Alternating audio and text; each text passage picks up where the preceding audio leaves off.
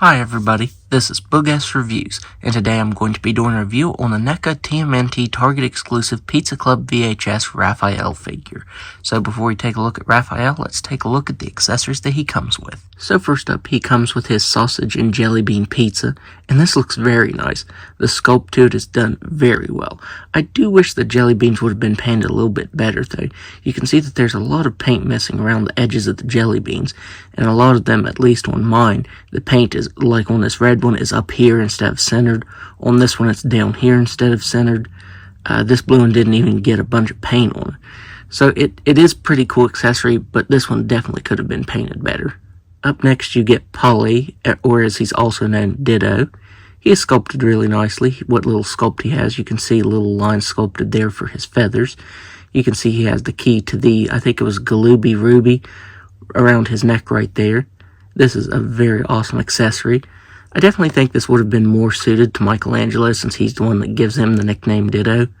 But I still think it's really cool that NECA included this very tiny, very cool little parrot. Up next, he comes with his red VHS tape. Up next, he comes with his TV guide, and it's painted really nicely. That looks really cool. Up next, he comes with his size, and I don't think these look quite right. These are brand new size, I think, that are exclusive to this figure. I don't recall any other previous Raphael figures, at least the ones that I have, using these size. Normally they come with these. And I think these look really nice, but I think the handle looks way too long, and around these parts right here it looks too big. So yeah, I'm not super fond of the way these new size look.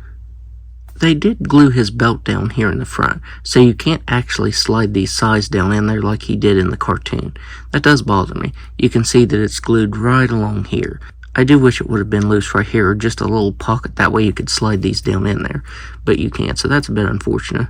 Up next, he comes with an alternate set of hands, so you can get him holding the sides like this. And this was incredibly tricky to get these in his hand the way they're supposed to be. I think you can also just put one of these through one of his fingers so he can hold it like that. But man, it was tough just getting it in his hand like this.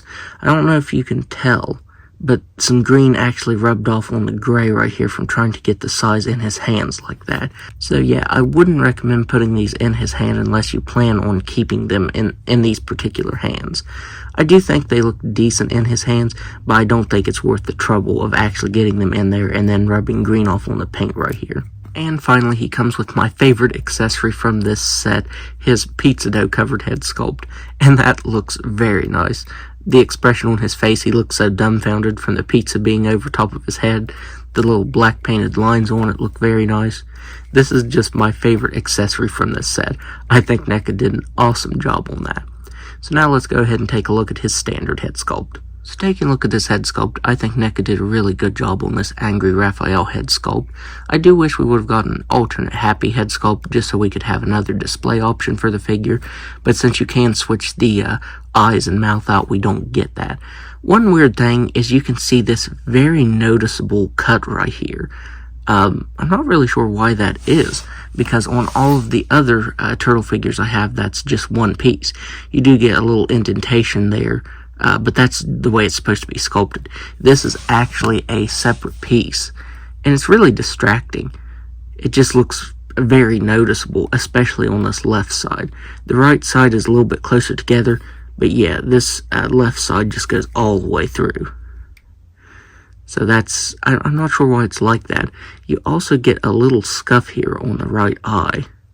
And I feel like that's pretty noticeable, at least to me, just because it's a little bit red, and it's right there in the white of his eye. The body is more or less the same as Leonardo. Of course, you get the new belt with the R for his name. I think the collars really stand out on both figures. I do get some scuffage right here on the right side of mine. It looks like a little bit of black scuffs right here. So yeah, this is the first of these turtles that I have that has some QC issues. They are minor, but I wish I wouldn't have had any with this figure. Again, just like with Leonardo, you get the two-tone paint right here, and that looks very nice. The shells are exactly the same. And the only other difference is the red paint on the elbows and knee pads.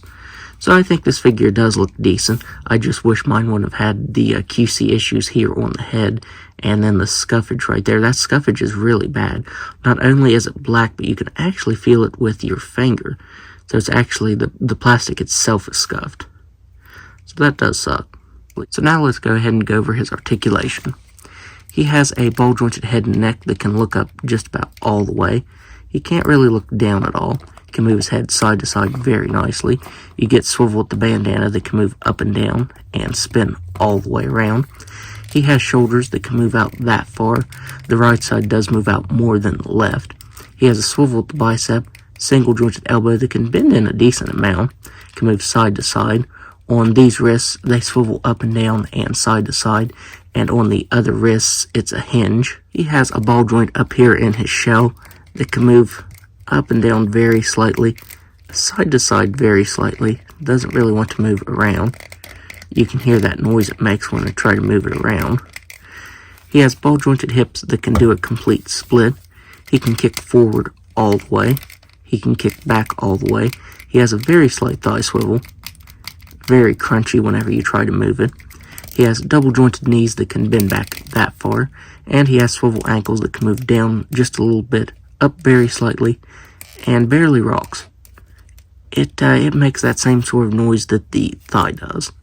So now let's do some size comparisons. So first up, here he is next to his brightly colored 4-pack version. Here he is next to his punk version. Here he is next to his Turtles in Disguise version. Here he is next to the VHS Leonardo. And finally, there he is next to Splinter. So overall, I would highly recommend picking this up. I think NECA did a really good job on this. It just sucks that my specific version has these QC issues.